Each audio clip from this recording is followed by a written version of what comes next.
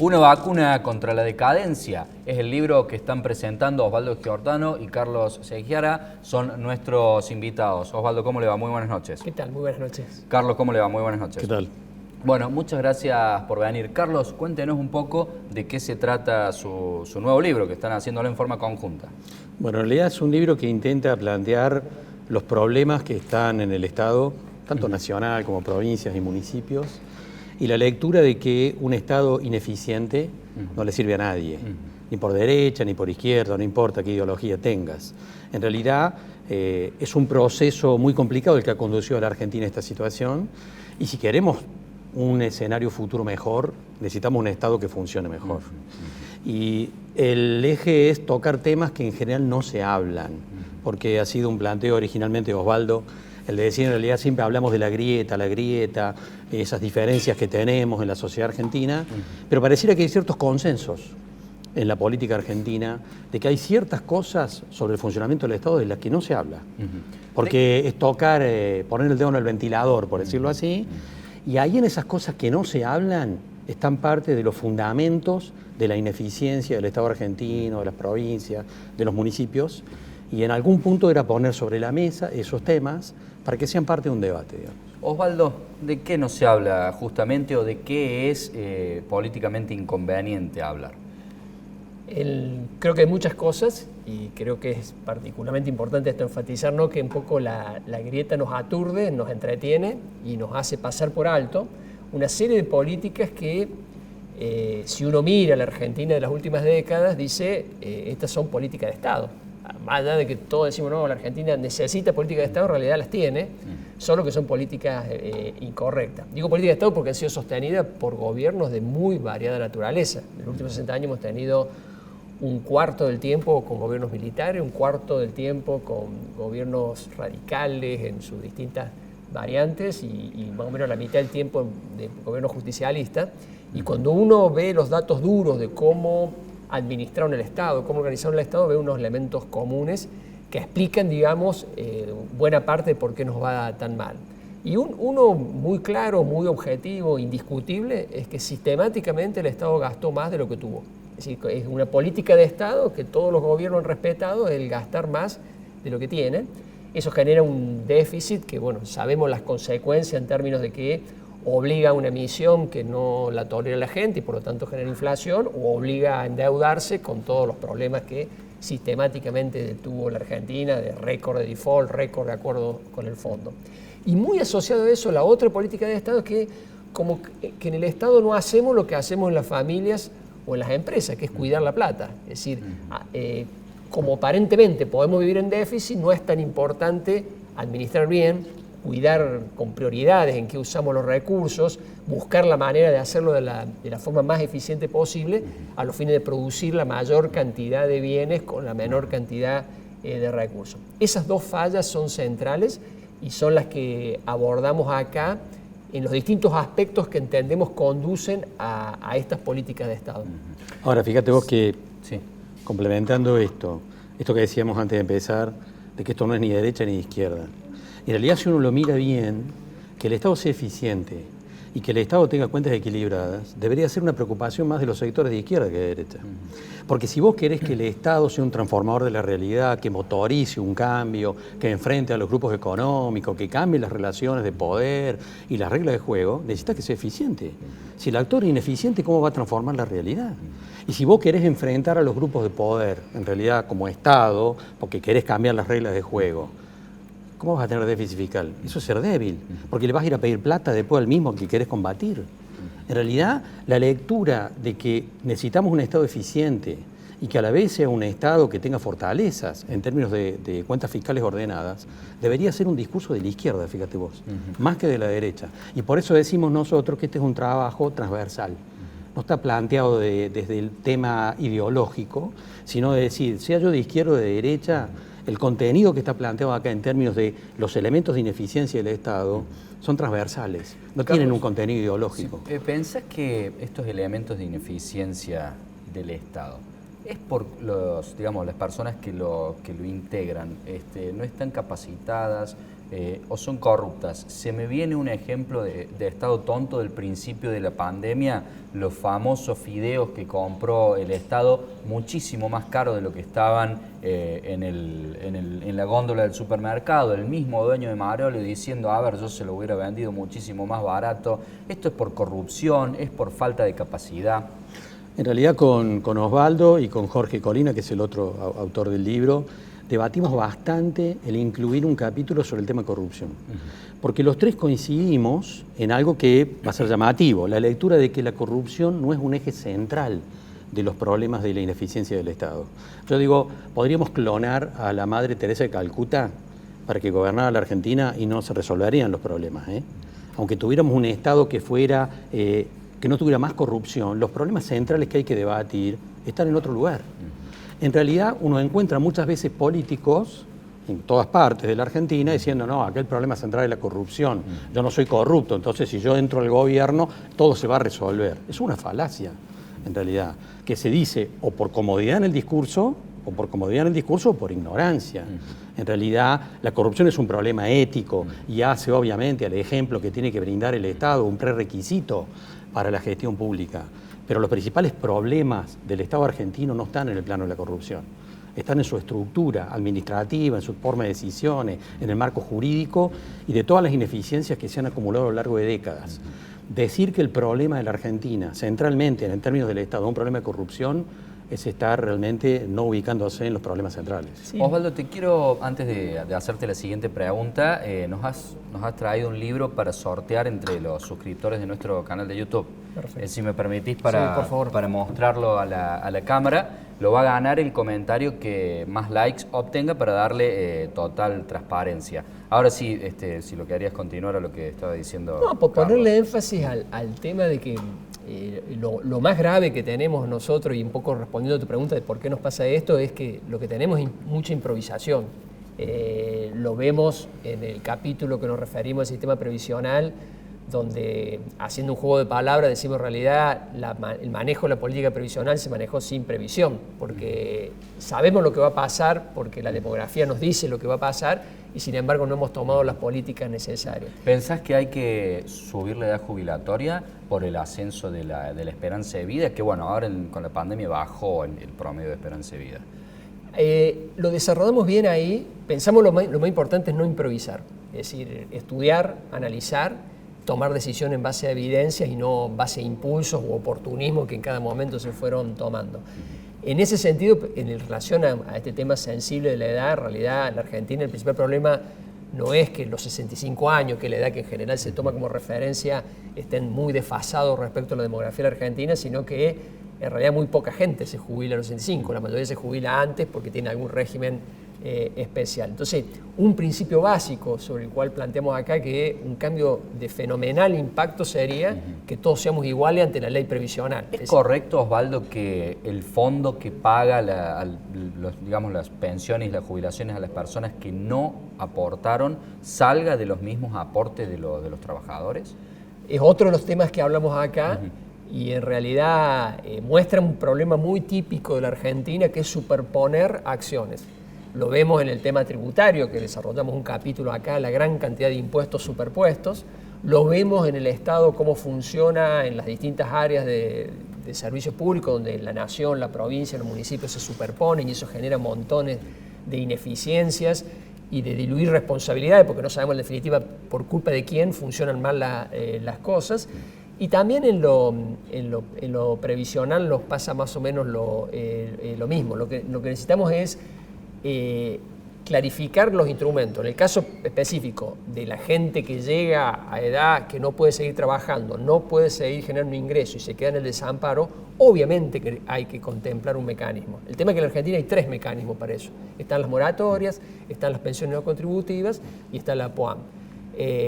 Tengamos uno, lo tengamos bien diseñado, con capacidad, digamos, para resolver el problema que queremos resolver y vamos a tener mejores resultados. Y es lo que hacen los países que funcionan bien, digamos. Sí. Carlos, ahora, hay un comentario frente a lo que ha dicho Osvaldo, antes que nos olvidemos de esto, porque cómo está escrito el libro para quien está mirando, ¿no es cierto?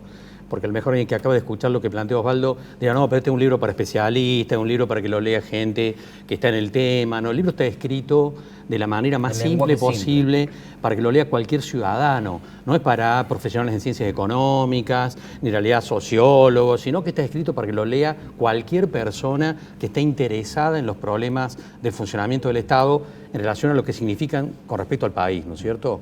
Y en ese punto, obviamente, que hemos sido muy cuidadosos en no tener un vocabulario específico muy profesional, sino intentar llegar a todo el mundo y además contextualizando históricamente cómo se llega a la situación actual también en cada caso. No quiero dejar de preguntarte, Carlos, porque seguramente la gente está hablando del tema de las jubilaciones. ¿Hay una vacuna contra la decadencia de que el 85% de los jubilados cobre 32.000 pesos? ¿Hay una vacuna? Digamos, ¿cómo se puede hacer con esto? Hay que sentarse a discutir los contenidos que están aquí, pero en realidad el tema es muy complejo porque tampoco se va a resolver en poco tiempo. Pero de cómo encauzamos todo el proceso de eficiencia del Estado argentino. Yo te diría que hay una estrategia para vacunarnos.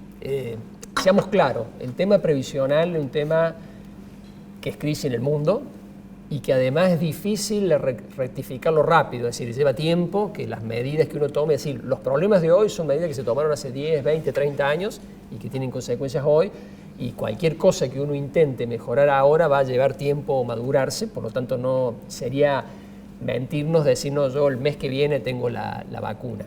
Pero sí hay un conjunto de ideas que ayudarían a encauzarlo y que pasa a ser un problema como es en el resto del mundo, que seguramente hay que debatirlo, hay que discutirlo, no hay una única receta, pero no el acuciante problema que tenemos hoy que vos señalás, es decir, un montón de gente por debajo de la línea de pobreza, la situación más crítica de vulnerabilidad, cuando ya no tiene ni siquiera posibilidades para trabajar y generar ingresos, y que es lo que ese sufrimiento, esa preocupación, esa angustia es la que nos motivó a escribirlo y a tomarnos el trabajo, digamos, de sistematizarlo y formular una propuesta.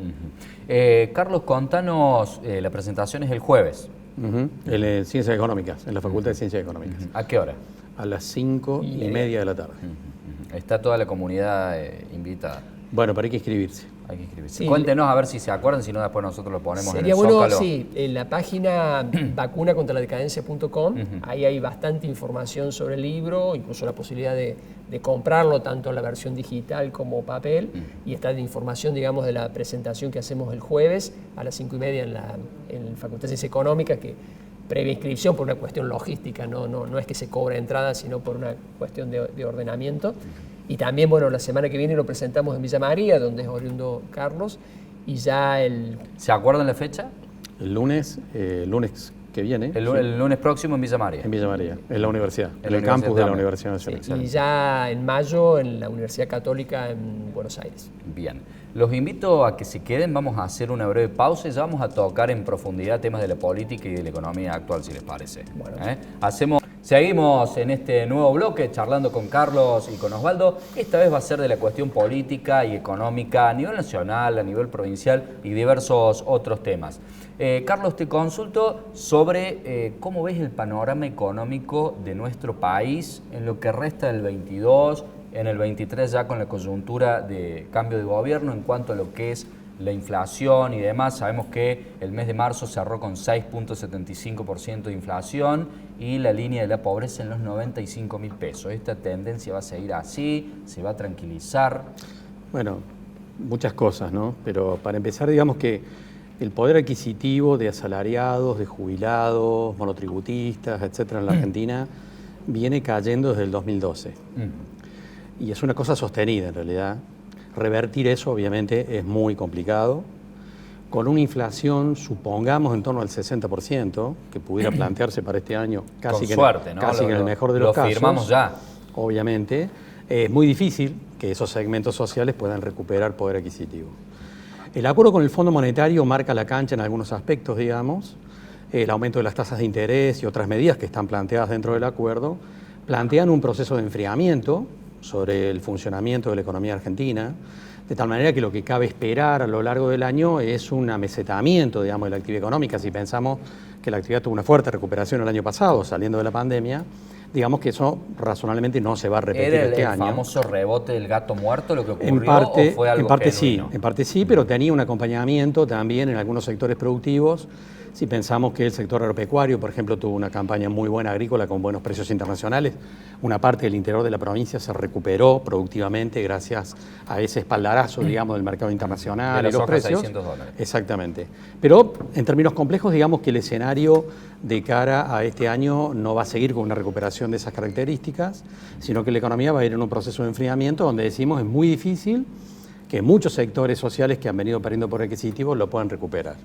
Ahora, en términos de la inflación, en realidad yo digo que hay que primero mirar una cuestión porque a uno le pasa a veces como consultor que la gente te dice, yo no creo el indicador estadístico.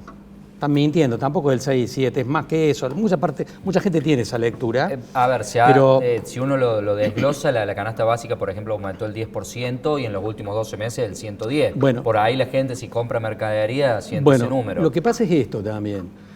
Acá en Francia o en Tanzania, cuando la inflación supera el 20-25% anual, los mecanismos técnicos de cálculo de la inflación pierden capacidad predictiva, la pierden. Suponete, vos vas al centro y pasás por un negocio y ves un producto que vale 4.000 pesos, vale como ejemplo. Haces una cuadra y media, el mismo producto vale 6.000 o 7.000. Y le pasa a cualquiera que nos está mirando. Cuando la inflación adquiere cierta dinámica, los mecanismos de predicción técnicos que tiene la ciencia estadística pierden capacidad. Lo que sí yo creo que va a ocurrir, es muy probable, es que la inflación de este año calculada por el INDEC, que no está mintiendo, porque digamos, convengamos esto, mucha gente también piensa eso, de decir, no, el INDEC está desfigurando los datos, no, y vale un ejemplo concreto. En los 2 últimos meses, el índice de febrero y de marzo, el dato oficial del INDEC se situó por arriba de lo que dijeron las consultoras privadas, lo cual es un buen ejemplo de que están diciendo la verdad. Están diciendo la verdad, lo que pasa es que la metodología es la que está fallando y no es una culpa del INDEC. Ahora, en ese punto es probable que la inflación termine el año cerca del 60%, si pensamos que puede haber alguna descompresión en los próximos meses, a partir de mayo, en parte por todos los reacomodamientos de precios que se produjeron entre febrero y marzo. Pero igualmente, la Argentina va a seguir teniendo sin lugar a dudas una inflación alta, y hablar de una inflación del 60%, como vos decías, ojalá lo firmamos, sería un buen dato. Es prácticamente imposible que podamos situarnos por debajo de ese número. Osvaldo, quiero aprovechar para preguntarte, no como autor del libro, sino como ministro de Finanzas. ¿Los números de la recaudación vienen acompañando a los porcentajes de la inflación o están perdiendo como ocurre con los plazos fijos, por ejemplo? No, hasta el último dato que teníamos el mes pasado fue de acompañamiento, es decir, que hubo incluso acompañamiento con la recuperación económica que recién hablábamos, ¿no? Luego de la pandemia. Eso lo que ha dado es una, no digo situación de holgura, ni mucho menos, porque sería mentir, pero sí cierta tranquilidad de poder operar con normalidad el Estado, generar una capacidad de ahorro que ha permitido, bueno, sostener un plan de obras públicas que creo que es visto, ¿no? y que es muy necesario y muy importante en este momento. Hace tiempo venimos invitando lógicamente a miembros de la oposición y señalan que es impagable la deuda de la provincia de Córdoba. ¿Qué porcentaje de la deuda, digamos del PBI, es la deuda y en comparación con otras provincias a ver en qué situación nos encontramos los cordobeses? Me parece la relación más pertinente es en relación a los ingresos de la provincia. Pero bueno, hay que también tener en cuenta los plazos, no es lo mismo que yo tenga toda la deuda que me vence el mes que viene a que yo la tenga en 10 años, como es el caso de Córdoba. Eso está más o menos en 6 meses de recaudación, 6 meses de ingreso, que distribuidos, digamos... O sea, nosotros en 10 años tenemos que pagar 6 meses de recaudación. Exacto. Que es una relación intermedia, está más baja que algunas jurisdicciones, por ejemplo el caso de Cava, y más alta que otras. Pero lo más importante, digamos, me parece que no es el problema del pago, es algo totalmente digerible con el ahorro de la provincia, si no hay ningún tipo de problema para pagarlo, sino lo importante además es que en dónde se origina esa deuda. No es lo mismo si como una familia, no es lo mismo si me endeudé para irme de viaje o si me endeudé para comprar una casa y con eso ahorro los alquileres que venía pagando.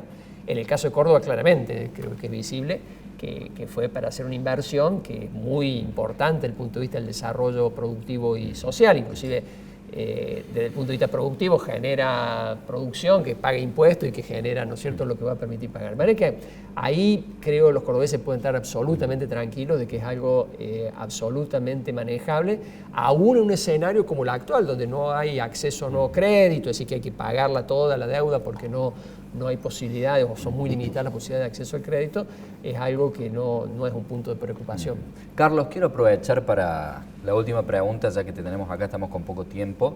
¿En qué se puede invertir? ¿En qué le aconsejas a la gente que ve que un plazo fijo paga un 3, un 4% de interés mensual y la inflación es casi el 7, es decir, es una tasa negativa, el dólar que está a precios similares de lo que estaba hace mucho tiempo, no fue acompañando a la inflación? ¿Qué se puede hacer por ahí? ¿No se anima la gente a las criptomonedas? Bueno, el acuerdo con el Fondo Monetario marca la cancha en un aspecto de cara al escenario futuro. Hay un punto central del acuerdo con el Fondo Monetario y es el que plantea la exigencia del fondo en el sentido de que las tasas de interés en el sistema financiero argentino se tienen que situar en terreno positivo frente a la inflación. Si vos mirás el año pasado, y vos lo mencionabas recién, un plazo fijo te rendía el 37% contra una inflación del 51, 52, 55, lo que cada quien quiera pensar, pero en los pocos meses que lleva este año, ya las tasas de interés subieron 4 veces. En realidad, el Banco Central va acomodando la política monetaria y todas las reglas de juego en el sistema financiero para ir cumpliendo lo que se acordó con el Fondo Monetario. De tal manera que te diría que, mirado al segundo semestre del año, lo que llamamos la tasa efectiva de un plazo fijo, por ejemplo, se va a tener que situar ya 2 o 3 puntos por arriba de la inflación esperada. Y de hecho el Banco Central está trabajando en esa dirección, porque eso es lo que está acordado. Un 8% mensual a plata de hoy. Hasta acá, a los de hoy. Bueno, hasta acá en realidad pensémoslo así. Yo el año pasado a mis clientes les venía recomendando que tomaran plazo fijo UVA, es decir, el que ajustaba por inflación. La inflación más el 1% de interés. O el 0, digamos, depende del plazo fijo que estés tomando, pero te está tomando el índice de inflación. En los próximos meses, tal vez en el segundo semestre del año, nos vamos a encontrar con que un plazo fijo convencional va a tener una tasa efectiva, no la tasa nominal anual, sino la tasa efectiva 1 o 2 puntos por arriba de la inflación, porque eso es lo que está acordado con el Fondo Monetario. Ahora, también está acordado con el Fondo Monetario que el dólar en el mercado oficial de cambios tiene que subir en sintonía con la misma inflación. Si vos tomás la evolución... En el mercado formal. En el mercado oficial de cambios. Si vos tomás la evolución del dólar en el mercado oficial de cambios, el dólar mayorista básicamente, que es el que se usa para las operaciones de comercio exterior, tomás la evolución de ese dólar en los últimos 20 días y anualizás esa tasa evaluatoria, te da el 60%, que es precisamente la pauta de inflacionaria que el Banco Central sabe que puede estar pensando que va a ocurrir, digamos. Carlos, te agradecemos por haber formado parte de Meridiano 64. Muy bien, gracias a vos. Osvaldo, lo mismo para vos. Gracias, es un gusto. Nosotros